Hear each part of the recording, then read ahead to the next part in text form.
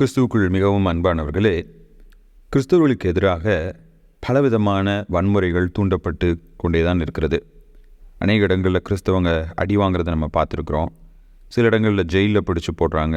சில இடங்களில் அநியாயமாக கெட்ட வார்த்தைகளினால் திட்டி அவமானப்படுத்துகிறாங்க.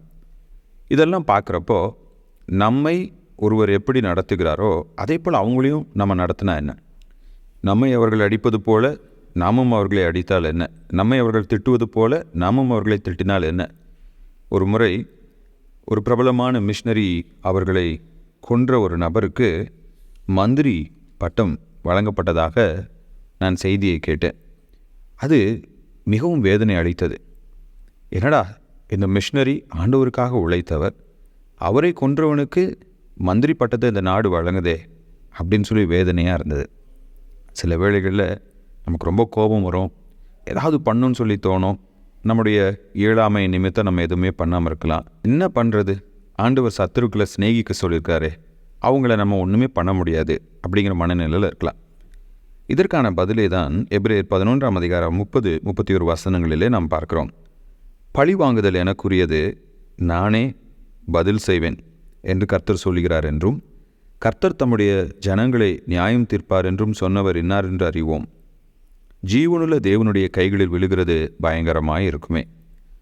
இந்த எபிரேயருக்கு எழுதப்பட்ட நிருபமானது உபத்திரவப்படுத்தப்பட்ட கிறிஸ்தவர்களுக்கு எழுதப்பட்டது. அவங்க படுற கஷ்டத்தினால அவங்க மறுபடியும் ஒருவேளை யூத மார்க்கத்துக்கே திரும்பிடலாமான்னு யோசிச்சுட்டு இருக்காங்க. அவங்களிடத்துல இந்த எபிரேயருக்கு எழுதின ஆக்கியோன்னு சொல்கிறாரு, நீங்கள் கவலைப்படாதீங்க, நீங்கள் ஆண்டவரை விட்டு பின்வாங்கி போயிடாதீங்க. ஏன்னா கர்த்தர் தன்னுடைய பிள்ளைகளை நியாயம் தீர்ப்பார், நியாயம் விசாரிப்பார். அதன் பொருள் நமக்கு எதிராக தீங்கிழைக்கப்பட்டிருக்குமே என்றால் அதற்குரிய பலனை தேவன் நமக்கு கொடுப்பார், நீதியை அவர் நிலைநாட்டுவார். அப்போ அநியாயமாக நம்மை துன்பப்படுத்துகிறவர்களை பழிக்கு பழி வாங்க வேண்டியது நம்முடைய வேலை இல்லை, அதை கடவுள் பார்த்துக்குவார். இப்போ சவுல் பவுலாய் மாறுவதற்கு முன்பதாக ஆதி திருச்சபையை துன்பப்படுத்தினான். அதுக்காக ஆதி திருச்சபையில் ஒரு கூட்டத்தினர் நாமும் சவுலை போல மாறி சவுலை போல் ஆட்களை அழிப்போம் அப்படின்னு சொல்லி அவங்க கிளம்ப கிடையாது.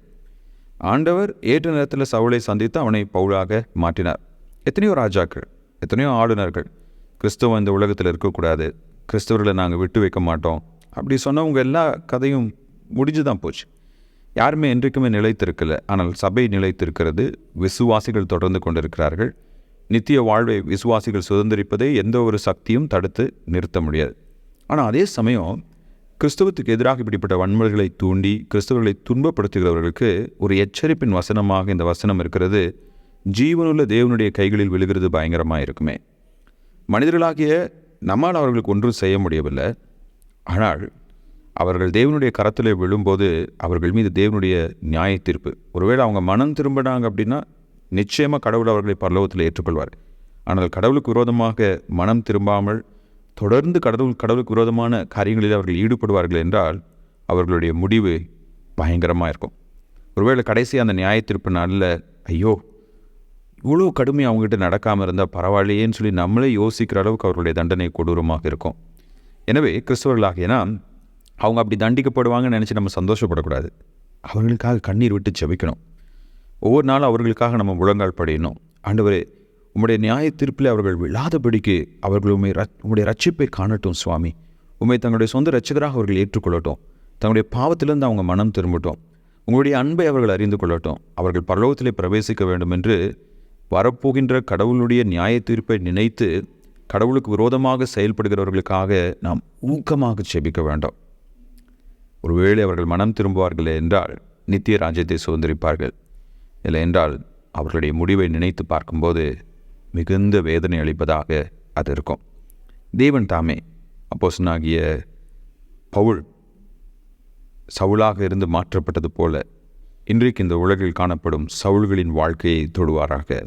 ஆமென்.